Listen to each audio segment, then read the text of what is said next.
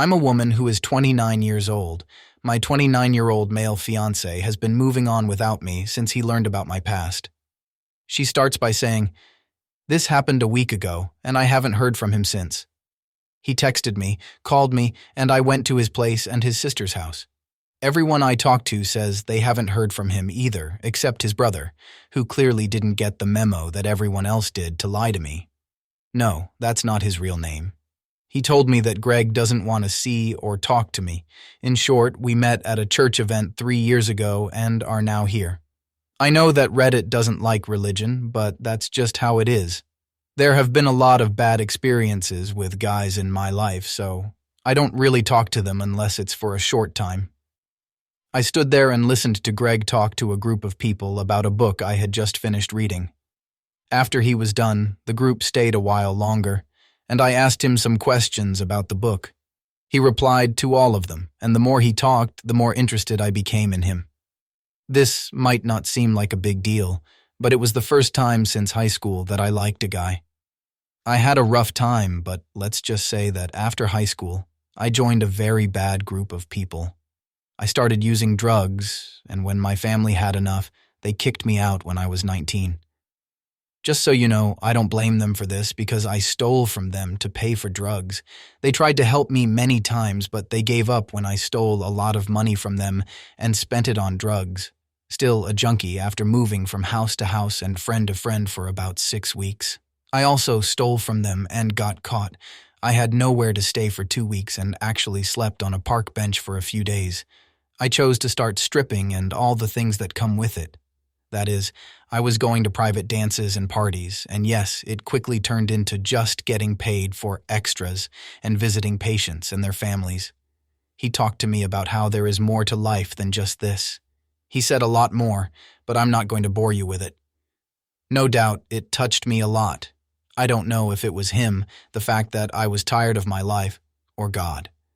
I asked them to help me stop using drugs when I got out of the ICU. It did the job. I haven't wanted to go back to being dirty since the day I left. At first it was hard, but each day got better. They asked Greg what he knew about my past one day while we were talking. Did he know about the drugs? That's what they meant. My parents don't really understand how low I fell. The drugs were already very bad. My mom told me that I should keep it to myself if Greg never asked. She said that I was a different person now and that the past should stay in the past. My dad, on the other hand, said something that made sense at the time. I feel bad about listening to him now, though. He told him that I wasn't. He was quiet for a while, and then he told me that he liked how honest I was. He had to take some time to think because he didn't know how he felt. It's been a week since then. He went from Saturday to Saturday, and the only times I texted him were to let him know I still loved him, check on him, and ask if he had any problems. Anyway, he never replied, and I haven't heard from him in a week. I'm lost. Since we met, he's been my rock. There is something I can say or do that will help get him back. I love him very much and will do anything to make things right. As soon as she posts something new, let's read it. Okay. So my fiancé, who is also 29 years old and a man, has dropped me since he learned about my past. Several people asked me to make this more up-to-date, and I'm sorry it took me so long to do it. That was a really bad title for the post. He did let them know where he was because he was gone for a week and told them to only call him in an emergency. They must have known something was wrong but didn't say what. So the part where I ghosted her was a mix of misunderstandings and, to be honest, just stress and anger on my part. We both said sorry, and then we moved on. Anyway, we went to church for morning service. I got there first, and we sat where we usually do. He got there right as the service began, but he walked over to me and sat down next to me. I just wanted it to be over with because I knew he was going to break up with me. I could then go home and start going through the grieving. I said I was ready. He told me he really wanted to talk in private and asked me where I would like to go. I only wanted to go home so I wouldn't have to drive when it was over. After following me home, he came inside and told me he really wanted things to be polite. That's not good. I was a mess by this point. After that, he said that if that was true, he would need two things from me: to be honest and to wait. He first told me he was sorry for not being a better person. That was enough for me. Because he said that, a lot of things came out. He told me he was sorry after I basically lied to him and told him probably one of the worst things a man could ever say to a possible spouse. I had to give him a hug. It's a private matter. Then he asked me if I would put up with him asking me very sensitive questions and making very hurtful comments about them. That's right. I said I would do anything. Hence, he began to ask these inquiries. The first question is, did I always protect myself? Second, have I had a sexual encounter with anyone in the place where we live now? Third, did I know how many people I had sex with? For the fourth question, have I been checked for any STDs? Anything real for me? Do I enjoy it, or is it just something I do to be near him? 12. How much cash did I take? 13. Did I give the money back? 14. Have I ever stolen something other than drugs or money? 15. What can I do to promise him I won't steal from him again? I had to take a lot of breaks to calm down while answering this question, which took several hours. I was honest in every way. He often told me I didn't have to answer if it made me feel bad. I really didn't think this would be a problem, so I was surprised when it was the first thing he brought up. To be fair, his family does run a business. They're not poor or rich. I guess he's afraid that I'll steal when he takes over. That's right, I would be too. I'm telling the truth. He talks about his silly fear that once a junkie, always a junkie. It would kill him if we stay together, and he said he doesn't know how strong he is. I, son, owed him an answer to every question I could.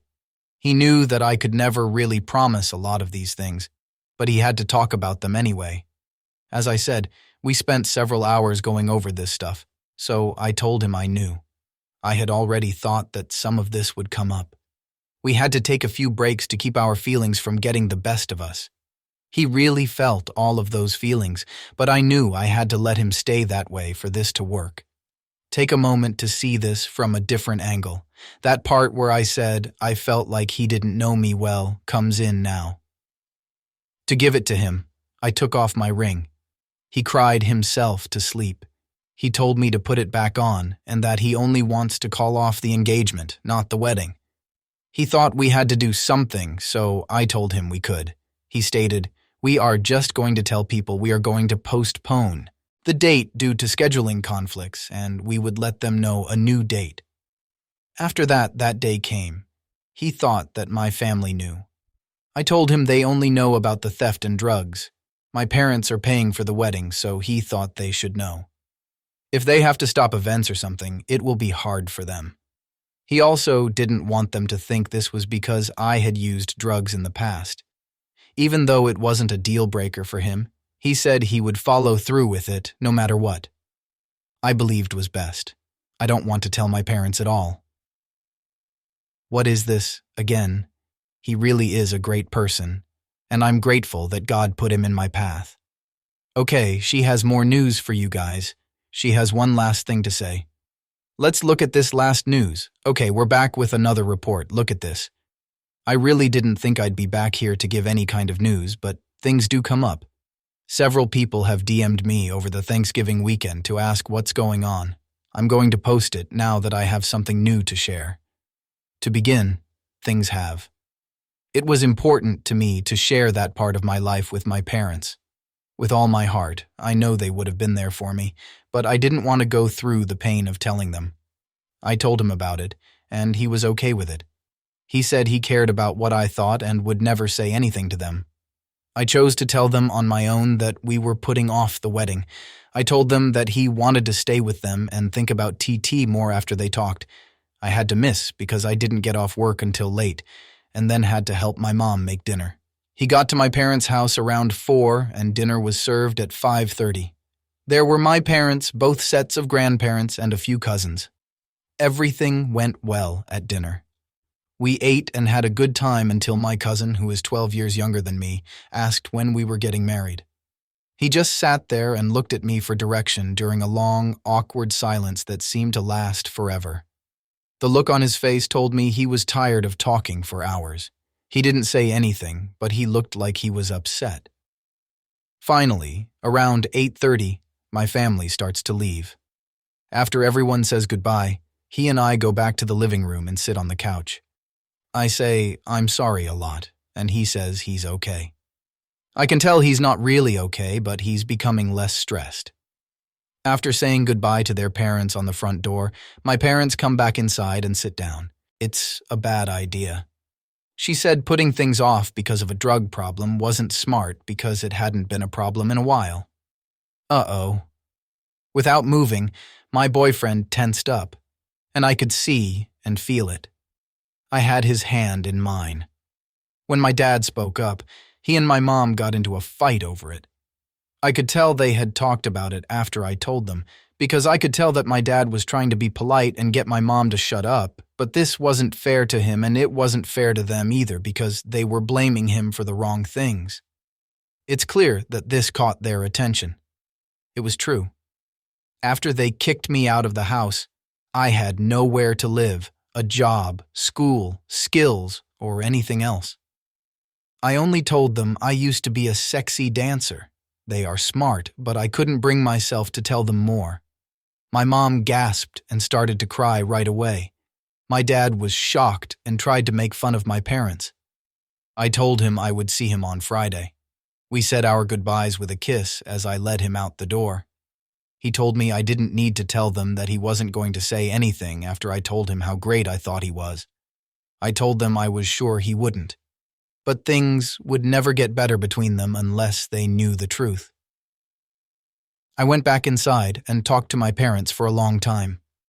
It goes without saying that it was sad in many ways. He cried in public, and I have never seen him cry so much. He picked me up and drove us to the hospital. They rushed him into surgery and wouldn't let us go back to see him. The doctor came out and told us that the ambulance may have saved his life by seeing what was going on, and that a doctor was doing the work and that the blood clot that they found was basically taken out with a syringe or something. That I called my preacher and he'll be there in 10 minutes. Tomorrow, my dad should be back home. He's great tonight, and this is the 23rd time in a few years that they've tried their hardest to get in touch with me, but I don't have their number. When I told my pastor about therapy, he said that if my dad is hard on it, he would talk to him as his preacher and suggest another therapist. We hope that this will stop all the changes. I know Greg is the love of my life, and I'm going to do everything I can to let him know how much I love him and that I will never repay his kindness.